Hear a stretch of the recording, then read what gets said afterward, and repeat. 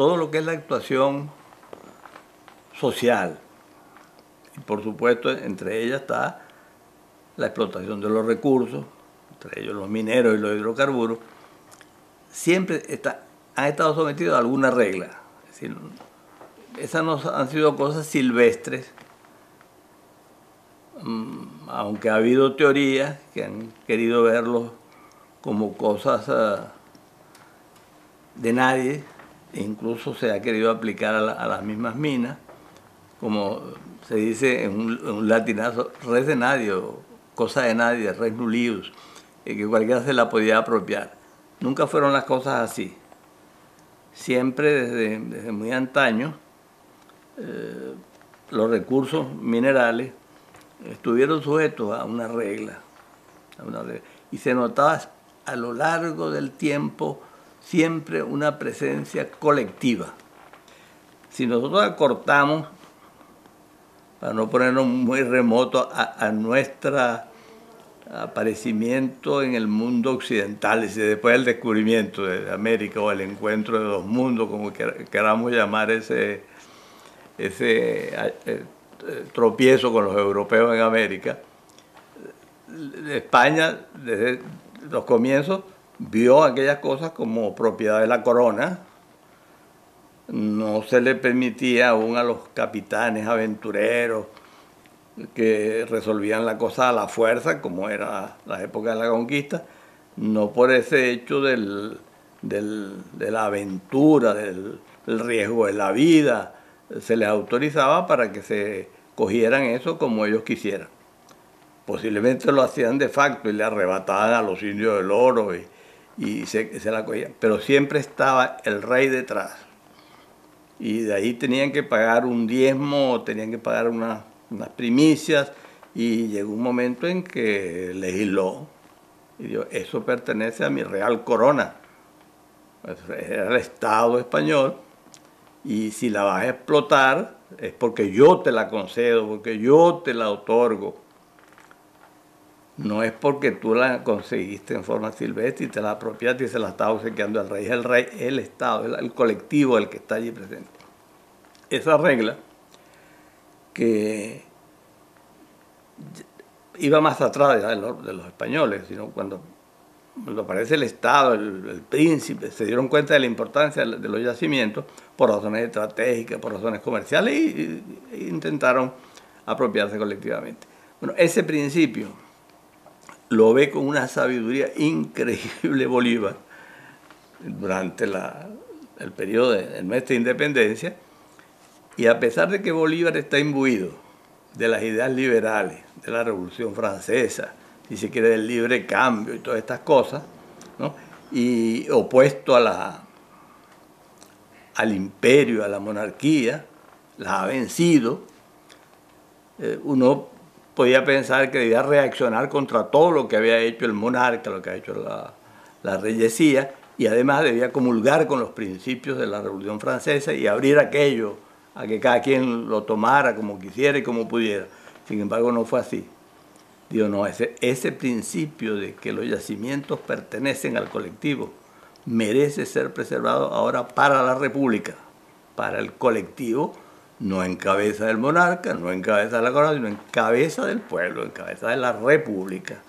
Y dice: los yacimientos mineros de cualquier naturaleza, incluidos los bitúmenes o jugos de la tierra, petróleo, pertenecen a la República. Y se confirma ese principio en lo que podríamos llamar es la legislación gran colombiana. Eso era un decreto para la Gran Colombia, el que Bolívar dicta en Quito para ese propósito.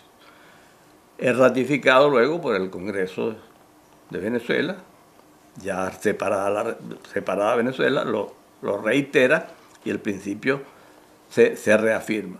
Y se mantiene en toda nuestra legislación. Y se fortalece, se ve como un principio sólido que nadie desconocía y que termina en nuestros días por llegar al más alto rango de fortaleza legal, que es el rango constitucional. En la Constitución vigente, nuestra vigente Constitución bolivariana, lo establece ya con rango firme y definitivamente constitucional. De manera que uno podría decir un primer rasgo de nuestra legislación es la propiedad colectiva de los yacimientos mineros y entre ellos los de hidrocarburos. Sin embargo, es posible que el tratamiento que se le ha dado a esa propiedad, o mejor dicho, las consecuencias que de ella se ha sacado, no sean las que firmemente uno podía aspirar que ejerciera un propietario. Ha habido en ocasiones pues dudas, el propietario no se sintió con la fuerza requerida para trabajarlo por su propia cuenta, aunque toda la legislación nuestra siempre reconocía el derecho de que el Estado lo hiciera directamente. Podía hacerlo directamente, siempre tenía esas facultades. Pero abrió también la posibilidad de que lo hiciera delegándolo a los particulares mediante el régimen concesionario. Es bueno decir, sin embargo, hubo intentos en nuestros primeros tiempos republicanos en que la asumió el Estado. El Estado se lo reserva solo que no lo concretó, no tuvo la fuerza suficiente para transformarlo en lo que llamaríamos modernamente una nacionalización. Quiso reservarse en un momento la explotación del carbón, época de Castro por esos lados, y en la época de Gómez mismo. Quisieron reservarse la explotación de los hidrocarburos en su totalidad, pero no tuvieron la fuerza suficiente, porque el Estado estaba, en general, el Grupo Social Venezolano en un estado de atraso económico, político, tecnológico, que no le daba músculo para enfrentar esa tarea. Y entonces comenzaron a usar el régimen concesionario, es decir, el Estado concede una cosa que es suya, que él puede trabajarla, la concede para que el particular la trabaje y a cambio de una participación que el Estado toma, que después se va perfeccionando, se va a llamar regalía o mediante una imposición, etc. Como en esos tiempos, venido del derecho romano, en nuestra tradición, la figura para atender los negocios o las relaciones económicas era el contractual, ese mecanismo comenzó a llamarse contrato y se hablan de contratos mineros o contratos petroleros. Pero si uno lee con cuidado toda la literatura, verá que son contratos para conceder, son contratos de concesión. Y la misma legislación en algún tiempo dice que, no obstante estar cubierto por la figura contractual, se trata de concesiones mineras con unas características especiales, entre ellas la temporalidad, es por un tiempo que te lo otorgo, no es por lo tanto que le transfiero al particular la propiedad, que es perpetua, que no tiene límite en el tiempo, y otras limitaciones, como la participación que el Estado aspira, el derecho de vigilancia, se van perfeccionando. En los primeros tiempos con tanteo, pero en un proceso evolutivo que se va mejorando, perfeccionando, y que podemos ver bastante avanzado en nuestros días, aunque no concluido todavía, bastante avanzado. Es decir, la figura contractual, los particulares se la aprovecharon y dijeron, bueno, esta figura sí nos conviene un contrato, tú negocias conmigo de acuerdo con una regla clásica de derecho, la palabra pactada tiene que ser respetada, hay hasta un latinazo, el pacta sunt servanda, lo que yo pacto, eso hay que cumplirlo, y no lo puedes tú modificar por tu cuenta después que me lo das, y por lo tanto si me diste una concesión y me cobraban 2 bolívares por hectárea donde fuera a trabajar y 4 bolívares por tonelada de petróleo, de asfalto que sacara, como en los primeros tiempos, después no lo puedes modificar por tu cuenta porque es un convenio conmigo. Se atrincheraron en esa figura, endurecieron la figura contractual y luego el derecho fue demostrando, y la realidad que eso no era así, que esto era una figura de otra naturaleza, era un acto del dueño, del soberano, que lo concedía bajo unas condiciones. Si esas condiciones no lograban la relación a que él aspiraba, no podía mantenerse una relación de injusticia. Y vemos entonces una proliferación de legislaciones, muchas leyes de minas, haciendo tanteos, buscando caminos.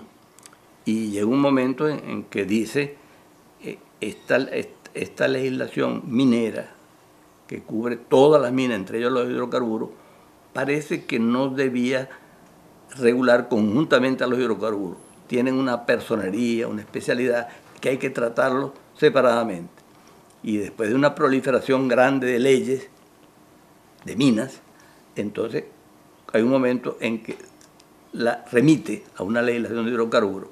Comienza también, entre nosotros la primera en 1920, y también se da el mismo fenómeno. Muchas leyes seguidas, tratando de buscar acomodo, algunas no tanto, y esto es importante, no tanto con una visión de futuro, es decir, una visión de largo plazo, con una visión de establecimiento de un derecho firme, duradero, permanente, sino circunstancial. Era para arreglar un problema presupuestario, un déficit de caja del gobierno, los intereses de los gobernantes, en la cual influía el enriquecimiento de ellos, la corrupción. Había manejos de todo ese tipo que orientaron o provocaron esa proliferación de legislaciones y no el establecimiento de unas bases firmes, sólidas al respecto. El principio básico se mantenía, la propiedad, y luego entonces el concesionario se sentía como dueño, se sentía como dentro de un esquema que no podía ser modificado sino con su consentimiento. Él se sentía además con unos instrumentos que el Estado le daba para que trabajara aquel bien, porque era un bien público, y por lo tanto él podía establecer servidumbres en propiedad privada, hacer expropiaciones, ejercer derechos del Estado, y actuó en ocasiones un poco más allá del carácter de propietario, las consecuencias. Pero en materia de minas hay algo más allá, no era solo eso, no era que podía crear impuestos y establecer reglamentaciones y llegar hasta la expropiación, no, es que era él el dueño, tenía por lo tanto la propiedad útil, el dominio útil, y le daba el derecho a explotar aquello, obtener todo el provento si podía, o si se hacía con otro una dación, una delegación, una concesión de aquello, era bajo unas circunstancias que beneficiaran al colectivo. De manera que cuando el colectivo no se sintiera servido por esa relación, tenía todo el derecho de modificarlo, que es el principio que en nuestros días estamos tratando de que funcione con todo su poder, y es lo que llamamos pues la soberanía sobre el recurso. Si lo otorgo para que beneficie a la colectividad, no puede quedarse para el enriquecimiento rápido y gigantesco de un sector, mientras al otro no le llega una porción necesaria para su desarrollo o para su disfrute. La legislación minera cubrió durante mucho tiempo la de los hidrocarburos hasta que se entendió que los hidrocarburos necesitaban una ley especializada. Esto Gumersindo Torres fue uno de los que visualizó eso, pues, y mencionó que esta era una sustancia que estaba comenzando a tener grandísima importancia y la predijo, muy bien predicha, la importancia que tendría, y que el Estado necesitaba una participación un poco más allá de aquella que tenía como con el dominio eminente, sino como participante efectivamente. Y propuso al comienzo en la propia ley de minas, después dio una ley separada y se dictó bajo su ministerio la ley de 1920, que es la primera ley para tratar esas relaciones. Como te dije, el año siguiente ya había otra, el año 21 otra ley, y el 22 otra, y el 25 otra, y el 35 otra, y el 36 otra, y el 38 otra, y el 40, y termina con la ley del 43. En Venezuela hubo intentos, ¿no?, para para atender los hidrocarburos mucho antes de esa ley, por supuesto. La petrolera del Táchira se dio en el siglo XIX, digamos avanzado el siglo XIX, y las explotaciones de guanoco también estuvieron en esa época. Pero el paquete concedido cuando hay el apetito por los hidrocarburos, se dan cuenta los países grandes, desarrollados, y las empresas que hay una provincia, como decía, petrolera, que era Venezuela, y se vienen sobre ella.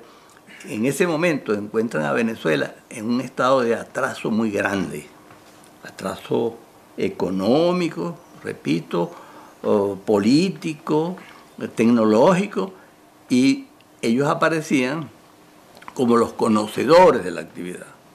Ellos eran los que sabían cómo explorar, cómo hallar el yacimiento, cómo extraerlo, cómo transportarlo. Sobre todo tenían los capitales y además